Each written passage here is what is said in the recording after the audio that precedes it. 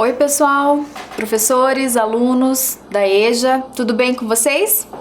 Vamos lá então para mais uma aula de história? Hoje vamos iniciar com o pensamento de Gandhi. Faz da tua vida um reflexo na sociedade que deseja. Então, não adianta nada a gente querer um mundo melhor, exigir melhores atitudes das outras pessoas enquanto a gente não muda as nossas próprias atitudes. Então vamos lá. Nossa aula de hoje, nós vamos falar da organização social e política nos diferentes grupos sociais, em diferentes tempos e espaços, evidenciando o significado da cidadania. Então nós vamos fazer uma retomada histórica e lembrar como é que foram construídas as nossas regras de convivência, a nossa sociedade e, por isso, começaremos lá pelas primeiras comunidades. Aqui, pessoal, a gente está falando de 10 mil anos antes de Cristo. Então, bem lá no princípio, quando os grupos humanos eram nômades, então andavam por longos períodos procurando comida, procurando caça e começaram a se agrupar justamente por isso, vendo que em grupo, em mais pessoas, era mais fácil de garantir a sobrevivência e de enfrentar os perigos. Então ali a gente já pode observar, olha, as primeiras comunidades próximas a um rio. Por que será? Nós vamos já falar mais disso. Então, como a princípio essas comunidades eram nômades, então circulavam muito, não tinham parada, ficavam em lugares conforme a disponibilidade de alimento. Então, quando não houvesse mais ali alimento, nem oportunidade de caça, eles iam para outro lugar. E aí começou a sedentarização dos grupos humanos. Como assim sedentarização? Eles passaram a se fixar no mesmo local. Então, esses grupos começaram a expandir, aumentar, né? As pessoas começaram a formar grupos maiores e começaram a se dividir num exemplo de sociedade. Cada um tinha a sua função ali, as tarefas eram divididas entre homens e mulheres. Então ali já começaram as primeiras práticas agrícolas, então fixados naquele local, eles começaram a perceber que era mais fácil plantar e cultivar os seus alimentos do que se propor sempre a sair para procurar um outro lugar.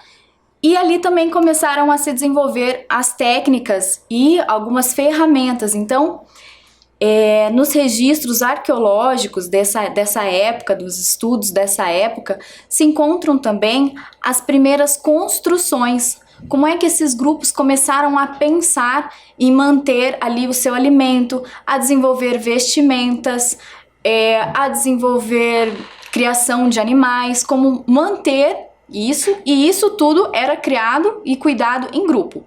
O que era de um era de todos, o alimento era para todos. E assim foram se desenvolvendo as primeiras aldeias e cidades. Então, primeiro, eles estavam ali em menores grupos e isso foi aumentando e as técnicas, as observações fizeram com que eles fossem evoluindo.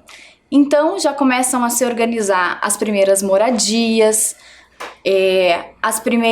os primeiros diques, né, para represar o rio, para manter ali o solo fértil, manter a sua agricultura, produzir o alimento para todos daquela comunidade.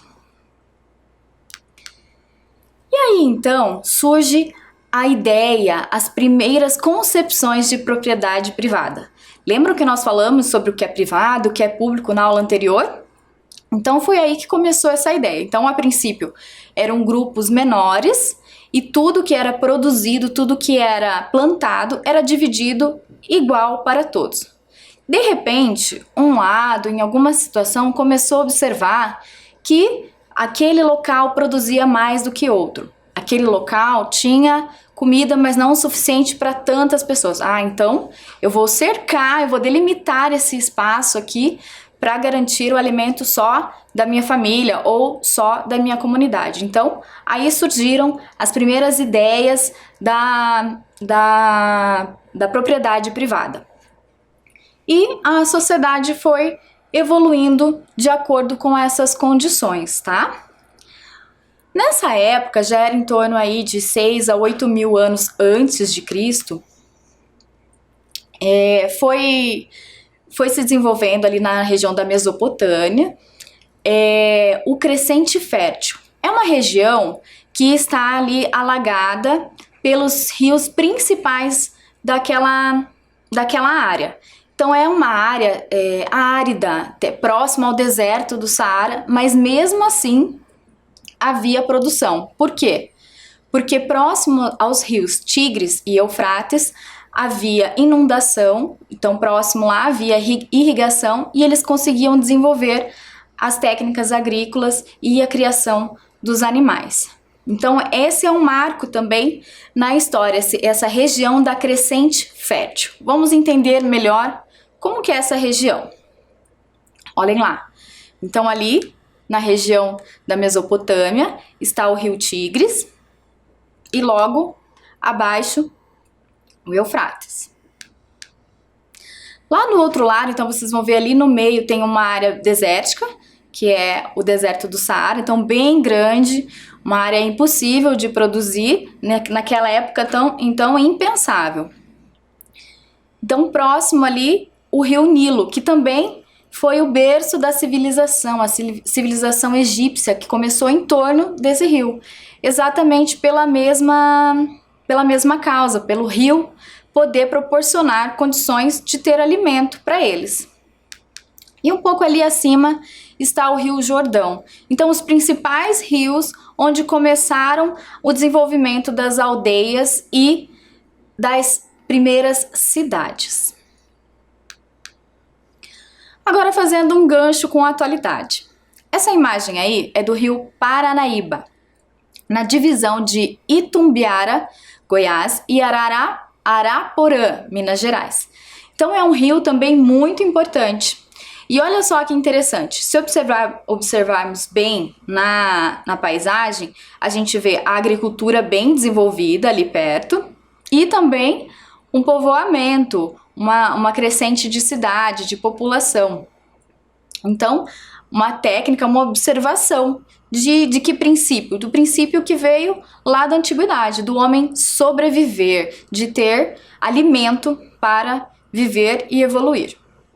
Então agora aqui a gente já vai pensar um pouquinho sobre o que nós já vimos, já conversamos. Vamos exercitar a aprendizagem.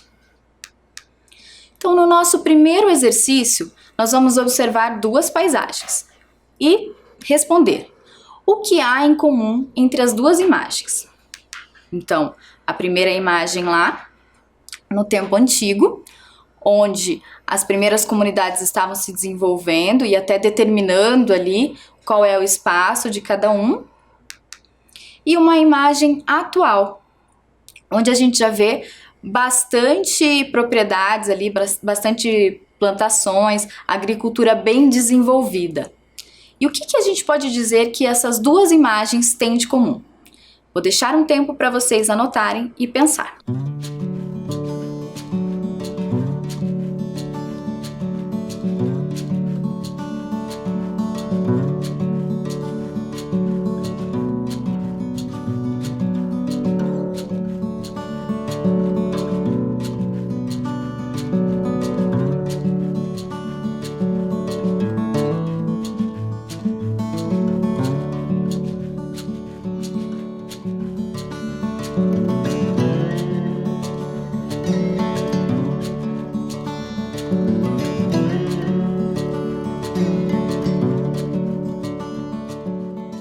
Então, vamos corrigir?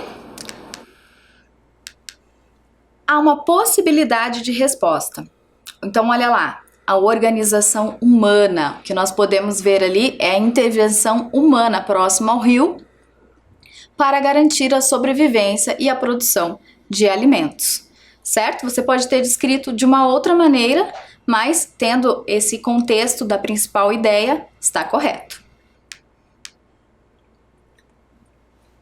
Então, seguindo.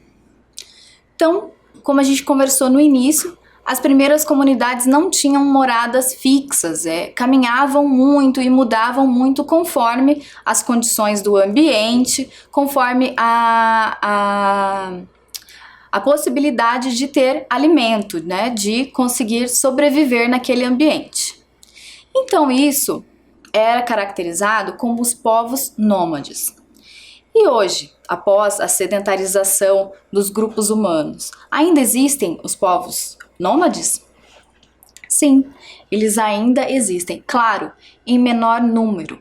Há grupos e povos nômades na África, no deserto do Saara, são grupos que ainda mantêm uma tradição. Eles também mudaram alguns meios, alguns modos de vida. Hoje eles também produzem artefatos, vendem e saem por aí para viver disso. Essa foto é um povo nômade lá da Mongólia, na fronteira com a China, e ultimamente eles estão encontrando bastante dificuldade de continuar vivendo nesse estilo de vida.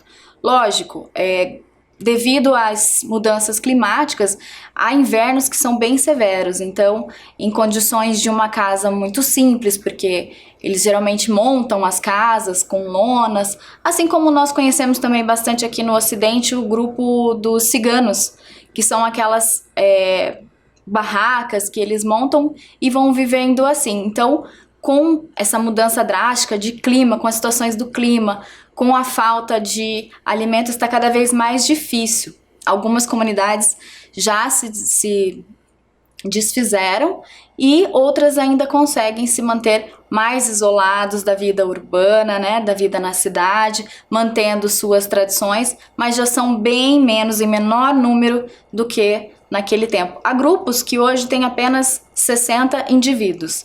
Então, a qualidade de vida, o acesso à informação, as novas gerações vem mudando bastante esse povo, né? Essa situação. Então, vamos para o segundo exercício. Vamos pensar sobre as características dos povos nômades. Podemos identificar mudanças ao longo do tempo? Vamos pensar sobre o passado e sobre o presente desse povo. Anotem aí e a gente já volta.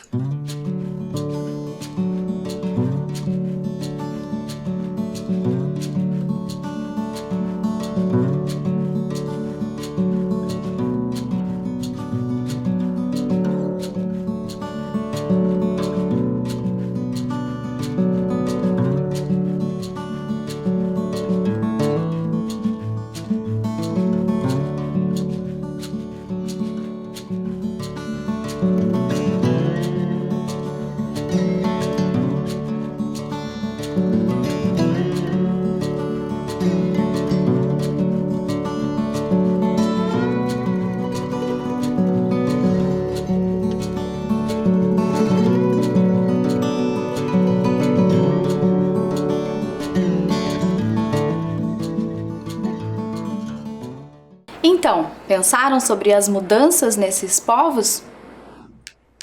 Olha só, vamos ver o que podemos destacar. No passado, eles espalhavam-se pelo território à procura de alimento. Sua caminhada gira em torno dos recursos disponíveis. Quando estes se esgotam, eles iam para outros locais. No presente, com o desenvolvimento de técnicas e artefatos, passaram a conseguir permanecer por mais tempo em uma determinada localidade, migrando nas trocas de estações ou em situações adversas. Então, vou dar mais um tempinho para vocês corrigirem lá.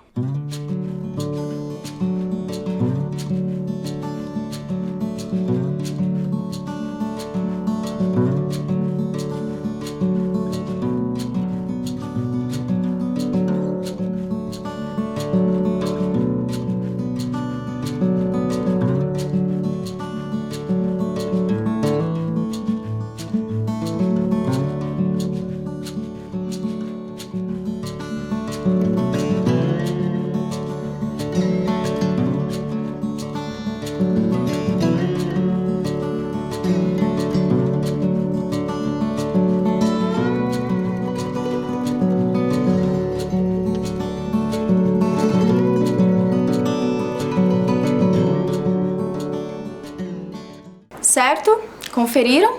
Então, como eu comentei para vocês, com a modernidade, com o avanço das tecnologias e das cidades, essas comunidades passaram a se movimentar menos. E mesmo que se movimentam em decorrência do clima, por causa de alguma mudança de estação, ou como eu comentei, quando não há mesmo um meio de sobrevivência naquele local. Então, essa é a principal mudança na vida deles, mas esses povos ainda se mantêm a sua tradição e o seu modo de vida. Então, agora vamos falar na organização das cidades. Então, a gente já discutiu e conversamos sobre como elas surgiram. Mas e depois, como que elas conseguiram chegar na organização que temos hoje? Quem foram esses povos que nos ajudaram e que foram desenvolvendo essas maneiras de organização?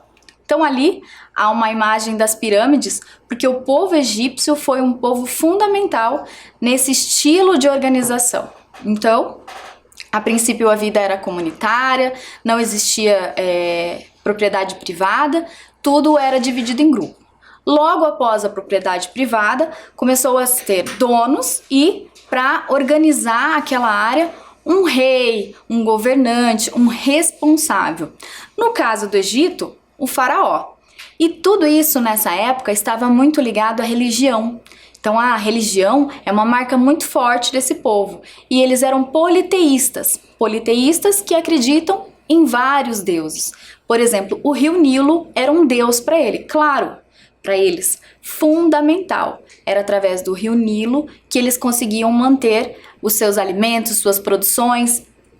Eles produziam trigo, cevada, uva. Então foi a cidade, a sociedade que começou a desenvolver e crescer e teve grandes repercussões nas sociedades e nos países ali perto, e começaram a haver confrontos, porque são fases da história em que o governo egípcio, o Império Egípcio estava em alta, depois houveram guerras e houve a decadência, mas o importante dessa civilização é tudo que eles deixaram para nós de herança, é tudo que na história eles começaram a construir para nós. Então foi a civilização egípcia que começou também as organizações de hierarquias dentro de uma cidade. Então quem é o governante dessa cidade? A quem nós pedimos recursos? A quem a gente obedece? E assim foi o surgimento das primeiras cidades. Outra herança muito importante da civilização egípcia é a escrita. A escrita desenvolvida ali, na época eles usavam em pedras, na argila mesmo, para registrar. E depois a própria cultura egípcia, os próprios egípcios desenvolveram o papiro, então, que foi o pai do papel. E isso que foi registrando como que as cidades foram se desenvolvendo. Então, esse tipo de registro foi criado a princípio para ter um controle de quem pagava os impostos, de quem estava abaixo do rei, quem era funcionário dos faraós. Então, tudo isso começou os princípios de hierarquia e de organização para uma convivência na cidade. Então, são registros e fundamentos que nós carregamos até hoje na nossa cultura, em todos os lugares. Então, ali a gente vê que são símbolos que eles construíram de acordo com os acontecimentos e a cultura daquela época. Inclusive, os hieróglifos, essa escrita egípcia, só foi traduzida lá milênios depois, em 1822, por um estudioso francês, Jean-Jacques, e ali ele conseguiu entender a organização dessa civilização, que se baseava muito no culto religioso, no seu culto aos seus vários deuses. Então, pensem a diversidade de conhecimento e de cultura que temos registrados aí pelos egípcios. É incrível pensar que em 2.000, 3.000 anos antes de Cristo eles já tinham desenvolvido técnicas agrícolas, barragens, que hoje a gente precisa disso até para sobreviver, para ter também nossa água, técnicas de irrigação do rio para levar água para lugares mais áridos, técnicas de medicina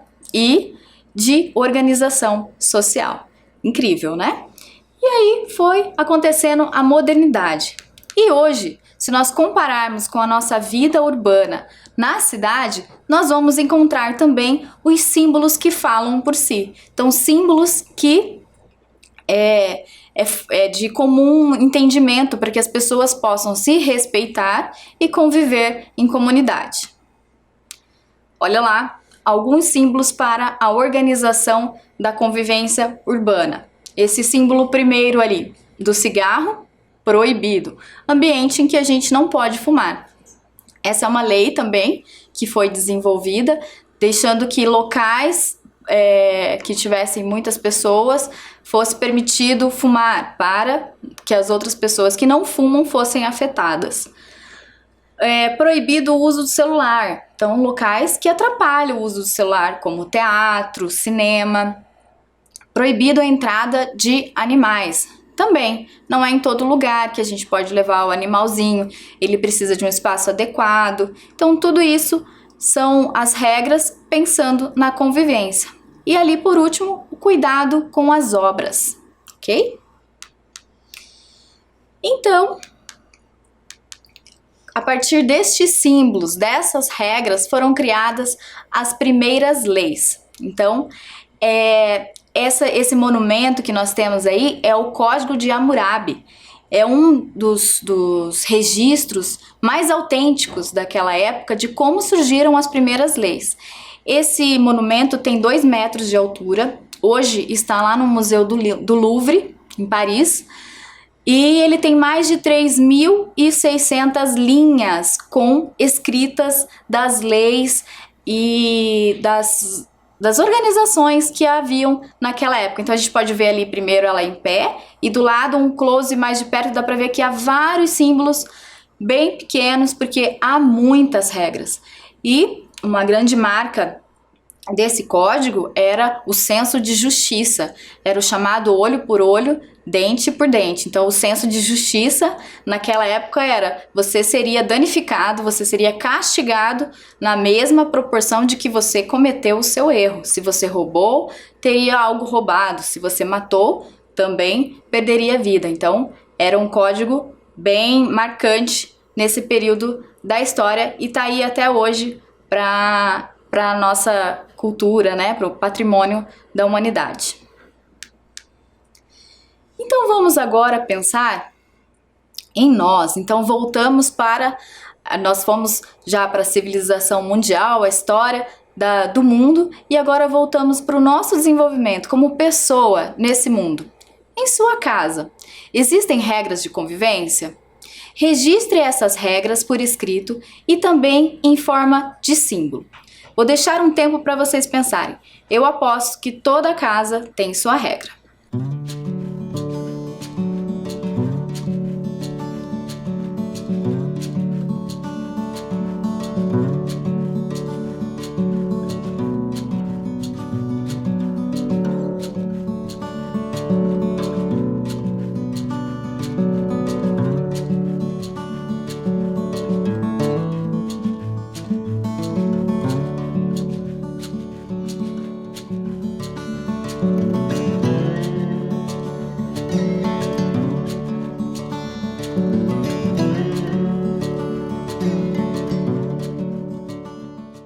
Muito bem, pensaram?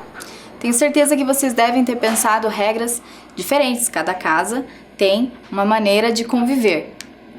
Eu coloquei aqui uma sugestão, olha só, de uma regra de um determinado momento, fazer silêncio, por favor. Então ali eu coloquei o símbolo e a escrita, para ficar bem fácil de entender, ok?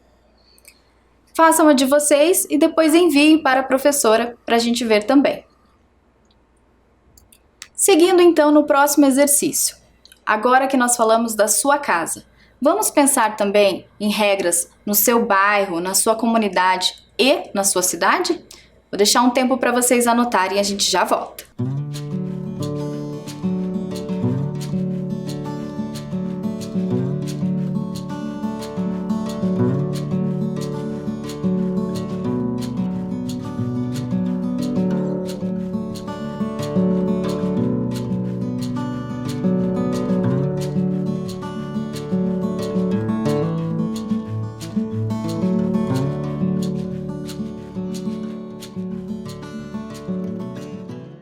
Então, agora pensando sobre o seu bairro, comunidade e cidade, conseguiram identificar alguma regra?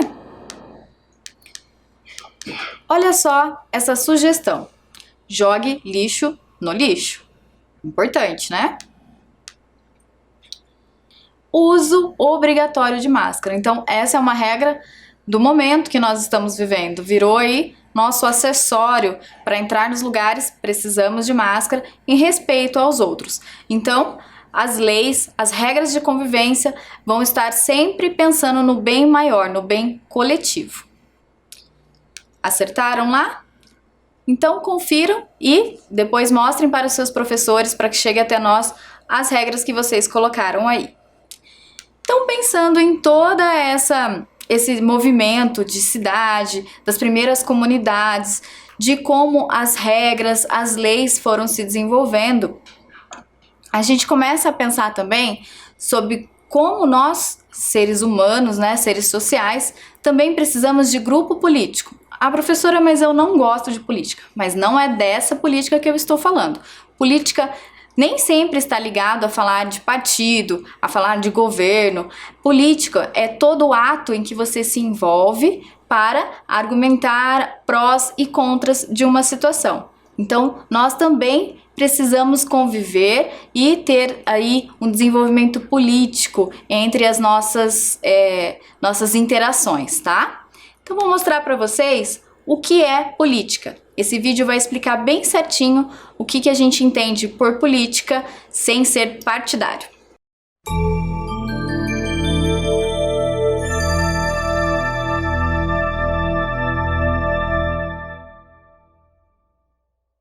O que é política? A política está presente em tudo e em todos os lugares. Aristóteles falou que o homem é um animal político. Ele queria dizer que os seres humanos não nasceram para viver isolados, mas sim em grupos. E é da convivência uns com os outros que nasce a política. A palavra vem do grego e, na sua origem, fazia referência a tudo que dizia respeito à cidade. A criação das cidades e o fato das pessoas começarem a viver mais próximas umas das outras foi uma grande revolução para a humanidade. E a questão de como se comportar em um espaço público se tornou cada vez mais importante. Foi ainda com os gregos, no próprio pensamento de Aristóteles, que o termo política começou a adquirir o sentido de arte do governo, ou seja, como as questões da cidade, do espaço público, deveriam ser tratadas. Nos nossos dias, quando ouvimos a palavra política, pensamos quase que imediatamente no Estado, ou em assuntos relacionados ao Estado. Podemos dizer de uma forma geral que a política abrange 3 grandes temas: a forma de resolução de conflitos, o procedimento para a tomada de decisões coletivas e o poder. Uma forma de resolver conflitos é o uso da força. Vence o mais forte e a questão fica resolvida. Essa é a realidade no mundo animal, por exemplo. Infelizmente, ainda é, em alguns casos, uma realidade entre os homens. Contudo, é possível buscar caminhos pacíficos para resolver as controvérsias. Isso é política. Alguém pode perguntar, mas por que os mais fortes concordaram com isso no passado, já que estavam abrindo mão de seu poder? Porque os mais fortes tinham que estar sempre prontos a comprovar sua força, e isso era desgastante. Com o tempo, sempre aparecia alguém mais forte. Esse foi um dos motivos para que os homens buscassem respostas diferentes para seus problemas de convivência. Os conflitos então passaram a ser superados com decisões tomadas pelo grupo de alguma forma. Decisões por unanimidade, por exemplo, em que todos os membros de um grupo tinham que estar de acordo, foram comuns em muitos povos. Também houve a prática de consultar forças sobrenaturais, como os oráculos e os deuses. Mas a unanimidade é algo difícil de alcançar, mesmo em grupos pequenos. E nem sempre os oráculos e os deuses respondiam às questões de forma clara e direta.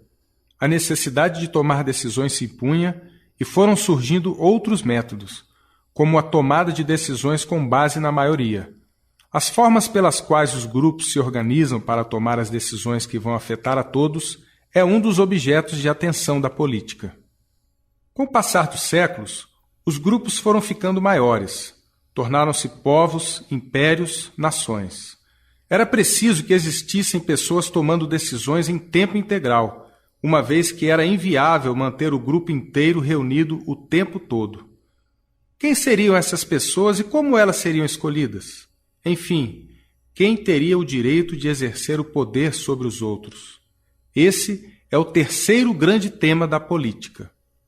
Como vimos, política está diretamente relacionada à convivência, o viver juntos. Como resolvemos os conflitos e as diferenças de opinião?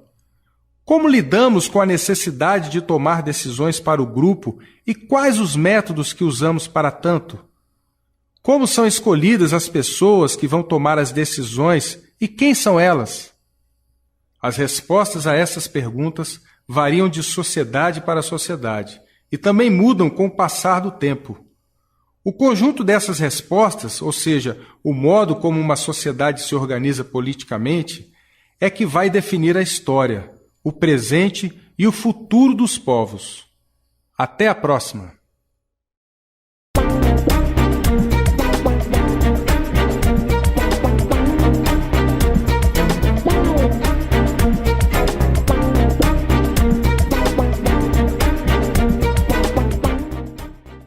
Então, viram que interessante? Então a ideia de política também já vem lá das civilizações antigas, dos pensadores, que é isso, viver em comunidade, conversar, discutir e procurar melhorias para todos. Agora, vou pôr para vocês mais um vídeo e este é do Movimento Negro Unificado. Por quê, professora? Porque aí começa uma demonstração da sociedade organizada, dos movimentos sociais também influindo na nossa vida, né? Resultando em leis, em melhorias para a sociedade. Olá, meu nome é Ivo Pereira de Queiroz, eu sou professor aposentado da Universidade Tecnológica Federal do Paraná. Atualmente realizo uma pesquisa de pós-doutorado em filosofia pela PUC Paraná e estou aqui para conversar com você e contar alguns aspectos da minha participação numa organização do povo negro brasileiro chamada Movimento Negro Unificado, do qual sou um dos participantes e cofundadores aqui na cidade de Curitiba. Mas o Movimento Negro Unificado, ele teve a sua fundação no ano de 1978 na cidade de São Paulo, após uma série de crimes violentos cometidos contra pessoas negras. Um deles foi o assassinato do Sr. Robson numa delegacia no município de Guaianazes, depois de ter sido acusado de roubar frutas numa feira. Ele foi violentamente torturado numa delegacia e o delegado e a sua equipe mataram o Sr. Robson naquelas sessões de tortura. Isso precipitou uma série de manifestações na cidade de São Paulo, aglutinou participantes de diversos grupos culturais, diversos grupos de organização de pessoas negras na cidade de São Paulo e também de outras cidades, como Rio de Janeiro, Salvador, gente de vários outros estados, Minas, etc. E aí foi criada uma força, uma conjunção de vontades, de interesses daqueles participantes, homens e mulheres, e se realizou uma sucessão de tratativas e estruturação de uma organização de pessoas negras para enfrentar o racismo. Então, dali surgiu o Movimento Negro contra a Discriminação Racial, MNU-CDR, que foi fundado no mês de junho de 1978 e foi lançado publicamente nas escadarias do Teatro Municipal da cidade de São Paulo, um dos pontos nevrálgicos da burguesia paulista, em pleno momento da ditadura militar. Então, a organização cuidou de informar as autoridades, mas temiam a repressão e ainda assim Milhares de pessoas estiveram ali nas escadarias, foi distribuída uma carta, foi feita uma leitura desse documento, discursos, manifestações contra a matança de gente negra, contra a discriminação, a exclusão das pessoas negras do núcleo daquilo que é a vida nacional. Foi denunciada a falsidade da democracia racial brasileira. E a partir dali, o movimento negro unificado foi se estendendo, se organizando nos estados. Então, passou a realizar atividades nas favelas, nos sindicatos, escolas de samba, nos grupos culturais, inserções nas famílias, enfim, o movimento foi se alastrando, onde as pessoas negras estavam presentes, as pessoas do movimento negro unificado tentavam estar explicitando um pouco desta inquietação, compartilhando, na realização de um movimento de reação contra a violência racial, de fortalecimento da identidade negra e da tomada de consciência da grandeza e da beleza e da importância e do direito do povo negro, que a gente chama, em síntese, o movimento da consciência negra, né? Isso foi na década de 70. Eu estudei em Curitiba a partir de 1982, fazendo o curso de graduação, e no final do curso de graduação tive a oportunidade de ser ajudado por um professor que me alfabetizava no conhecimento da história da luta do povo negro brasileiro. E a partir dali chegou ao meu conhecimento, por meio da militância, do envolvimento com o movimento negro, chegou ao meu conhecimento a existência dessa organização, o Movimento Negro Unificado, que eu só fui conhecer no ano de 1995, numa atividade no estado de São Paulo, um encontro de lideranças negras. E ali fiz tratativas com alguns dos representantes do MNU para que nós pudéssemos instalar ou desenvolver aqui uma comunicação e trazer o MNU aqui para Curitiba. E estava feita a tratativa, o planejamento para que isso acontecesse ali no primeiro semestre do ano seguinte. Porém, houve a precipitação de tudo, porque no dia 10 de março de 1996, um skinhead assassinou com 2 tiros um jovem negro no Largo da Ordem, no Centro Cultural de Curitiba, porque ele era negro. O assassinato de Carlos Adilson Siqueira causou uma comoção nacional, e nós tivemos aqui a presença de militantes do Movimento Negro Unificado que vieram nos confortar, fizemos atos de rua, manifestações diversas, e dali surgiram iniciativas, das quais uma das mais importantes foi a realização de um ato público bem estruturado, com a presença maciça de juventude do movimento hip hop, onde os rappers subiram no palco ali na Boca Maldita, o centro das manifestações políticas em Curitiba na década de 80, 90, que era a Boca Maldita, um ponto de manifestações importantíssimas. Foi ali onde se lançou o movimento das diretas já, por exemplo, no ano de 84, se eu não me engano. Então, disso daí, resultou que 3 pessoas assinaram a ficha de filiação ao Movimento Negro Unificado. O Paulo Lima de Oliveira, a companheira dele, Sueli Souza, e o guineense, africano guineense, Francisco Nchalá. Então, destas manifestações ali, todas, o resultado é que o MNU finalizou essa participação com a instalação de um núcleo militante em Curitiba chamado Movimento Negro Unificado, seção Carlos Adilson Siqueira. Eu tenho aqui uma edição de jornal que nós publicamos no ano de 2011, quando o MNU completou 15 anos. Agora nós estamos aí com 25 anos de MNU no Paraná. Este homem da foto, Juan Carlos Pinedo, era um argentino que residia em Florianópolis, negro como nós, e que foi uma das pessoas que mais trabalhou na consolidação do movimento negro em Curitiba. Naquele momento em que o Paulo e a Sueli assinaram a ficha de filiação, Eles me ofereceram a ficha de filiação e eu disse que não estava preparado, porque ainda me interessava terminar de estudar os documentos básicos do MNU, o Estatuto, a Carta de Princípios. Então aqui está o Paulo e a Sueli, naquele momento da fundação. E mais tarde, alguns meses mais tarde, eu consolidei a minha participação como integrante do Movimento Negro Unificado. O que é que nós temos feito nesse tempo todo? O Movimento Negro Unificado, ele realiza uma atividade de formação da consciência política, da consciência negra. Realizamos estudos de ordem teórica, de ordem da interpretação dos acontecimentos do dia a dia, da estrutura política do país e como é que isso implica, repercute sobre o povo negro e como é que nós podemos, nessas relações todas, estabelecer e protagonizar a consolidação do nosso lugar de direito na sociedade brasileira.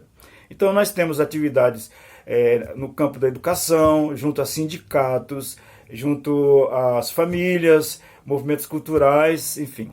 E aqui em Curitiba, nesse momento, nós estamos realizando um trabalho de fortalecimento da nossa militância, da nossa composição, oferecendo cursos de formação, de iniciação, novas pessoas estão chegando. E hoje nós estamos num momento assim de grande expectativa, porque o Brasil passa por um violentíssimo ataque a todos os direitos humanos, direitos sociais consolidados, e particularmente o povo negro por uma série de medidas que vêm sendo acirradamente colocadas em detrimento, em prejuízo dos direitos das pessoas negras, e nos preocupa particularmente a questão da saúde das pessoas negras por conta da contenção de recursos. Isso implica que as pessoas mais pobres vão ter mais dificuldade de se tratar, e os mais pobres dos pobres no Brasil são as pessoas negras. Além disso, a matança de jovens de pessoas negras. Quem matou Marielle? Você vai ver a cota, a intensidade de mortes de gente negra no Brasil é um escândalo internacional. Se mata mais gente negra no Brasil do que muitas guerras no mundo. Então, em função de tudo isso, nós ainda permanecemos com o refrão: reaja à violência racial. E dizemos para a juventude, como foi feito numa campanha: mano, não mate, não morra. Então nós estamos nesse momento fazendo essa retomada, contando para você. Aqui tem a Wanda Gomes, lá de Florianópolis, do MNU de Santa Catarina, que era companheira do falecido Juan. E nós, em termos nacionais, hoje, com a condução de Ieda Leal, na coordenação nacional, nós permanecemos resistindo depois de 40 e tantos anos de presença no Brasil. O movimento está aqui. Reaja contra a violência racial, vamos fortalecer a consciência negra. E se o poder é bom, diz o hino do MNU, o negro também quer poder. E não queremos poder para oprimir, queremos o poder para construir uma democracia racial que realmente represente os direitos à vida de homens, mulheres e a nossa diversidade. Desejo que você conheça o MNU, que você venha falar conosco, fazer parte dessa trajetória de enfrentamento do racismo. Aí alguém fala: mas eu não sou negro, professor. Pois é, mas você tem um compromisso de lidar com a dificuldade trazida pelo racismo. Por isso, mesmo quando você não é uma pessoa negra, você deve desenvolver a sua consciência negra, como desenvolvemos a consciência de gênero, a consciência ambiental, e contribuir na formação de uma verdadeira democracia racial. Porque o benefício é de todos, afinal das contas, gente, é para ser feliz. Axé. Então é isso. Viram que interessante? Um agradecimento especial ao belo trabalho do professor Ivo Pereira de Queiroz, lá da universidade, que continue essa pesquisa que faz grande diferença para a sociedade. Terminamos por aqui, pessoal. Espero encontrá-los na próxima aula. Tchau, tchau!